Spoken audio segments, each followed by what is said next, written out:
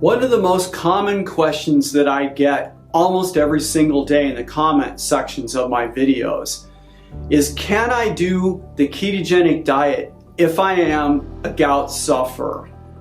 Well, the answer to that question is that there's no way to really know unless you are measuring your biomarkers. And people, my numbers are in, and we are going to start right now. So the question is, why measure biomarkers at all, right? I mean, I think there's a lot of us out there that just want to hear, oh, don't worry about the diet. You know, your situation's going to improve. You don't really need to do all that measurement. Well, here's the problem with that. If we don't measure biomarkers, then you actually have no way of knowing, number one, whether you're really doing the ketogenic diet the way it's intended, the way that lifestyle is intended to be done. And secondly, you can't tell if your system's improving. Why? Because you have no data. Now, I've already introduced in previous videos which biomarkers should be analyzed. And most recently, that was in the video called Gout to Keto or Not. That link should appear in this video above me, but also I'm going to put the link down below in the discussion. I'm also going to provide you a link to a PDF that has the biomarkers that I typically measure in myself. I would highly recommend clicking that link, getting the PDF. There's no hidden agendas here on my part. I'm not trying to sell you anything. Get that PDF, and that will give you a list of the biomarkers that you should have measured in yourself. Okay, so there are really two kinds of biomarkers that you need to measure. There are the ones that you should be measuring on a daily basis with the intention of looking at 2-week, 1 month, and longer trends. So you can tell what's happening with, as an example, the 4 that I measure, which would be weight, blood pressure, blood glucose, and ketones. As promised, we're going to talk about my own data.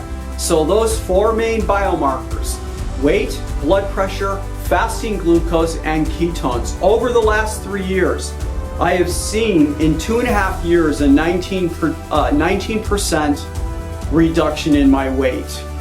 I have seen my blood pressure in the last year alone come down 5%. My blood glucose in the last year is averaging an 87. Now later in the presentation, I'm going to tell you about some blood glucose fasting results done by the laboratory.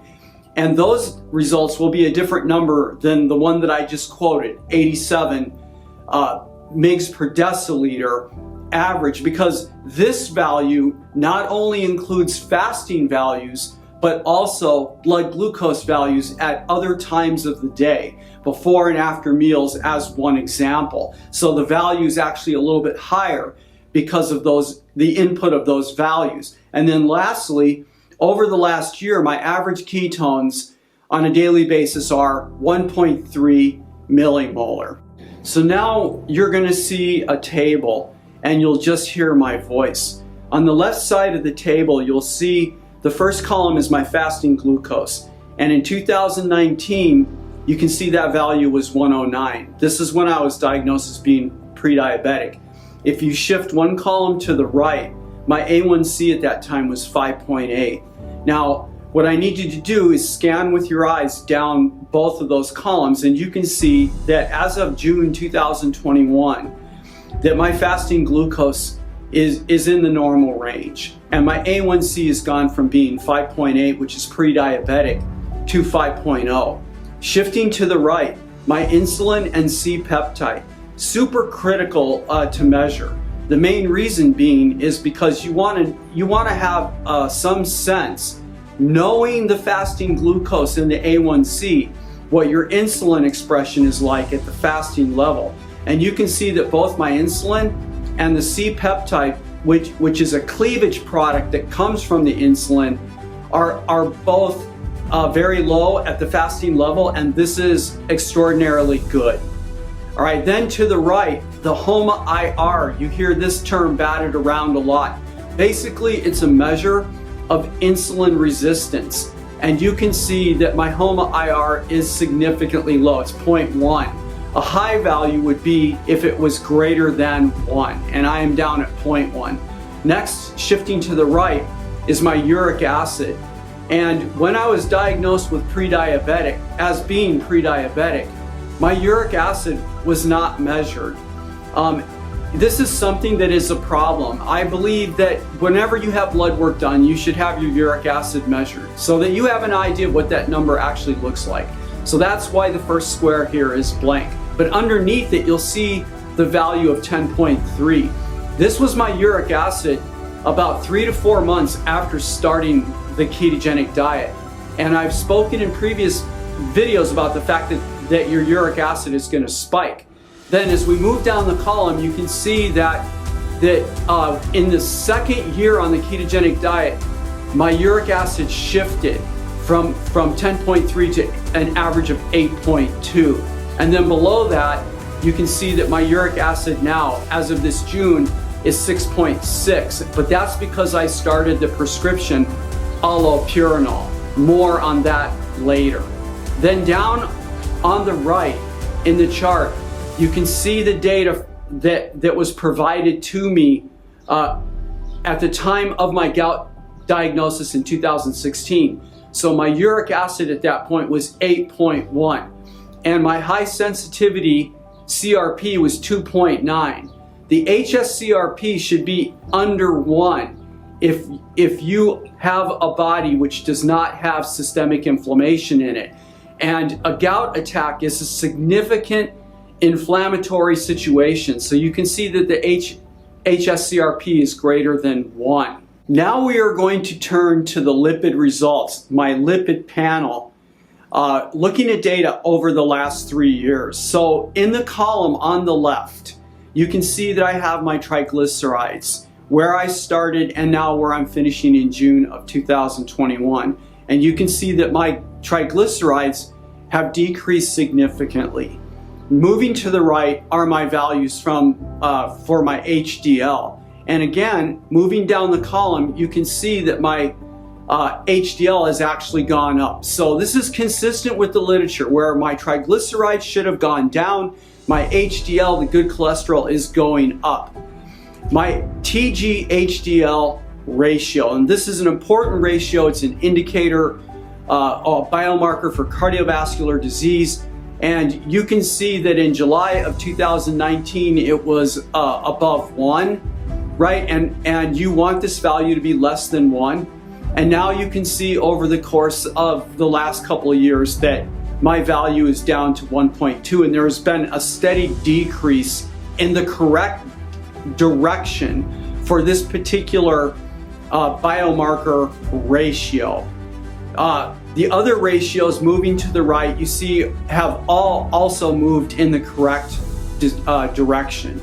Now, if we look at my HSCRP, my high sensitivity C-reactive protein, which is a measure, a cardiovascular measure of systemic inflammation, you can see that when I started taking that biomarker in July of 2019, that there has been a steady decrease in this biomarker. In the upper right-hand corner, the ApoB, ApoA1 ratio has moved to a constant value. So even though you see my ApoB increasing, my ApoA1, which is the marker for a healthy cardiovascular system, has also correspondingly increased. So the ratio, it looks to me like it's becoming a constant value.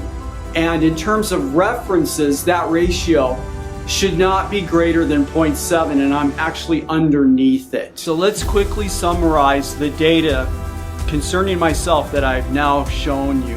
So the first thing is that I've successfully reversed pre-diabetes. I lowered my overall insulin expression. I've lowered systemic inflammation.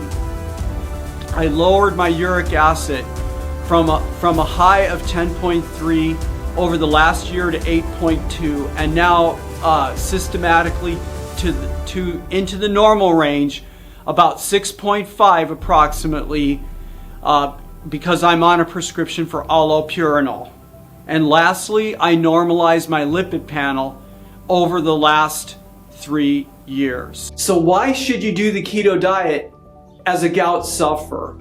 Number one, because we lower the carbs and we eliminate simple sugars out of our diet, you have eliminated the most important sugar molecule that science has shown actually generates uric acid, and that is fructose. Second reason to go keto as a gout sufferer, and this has to do with the fact that the ketogenic diet lowers systemic inflammation.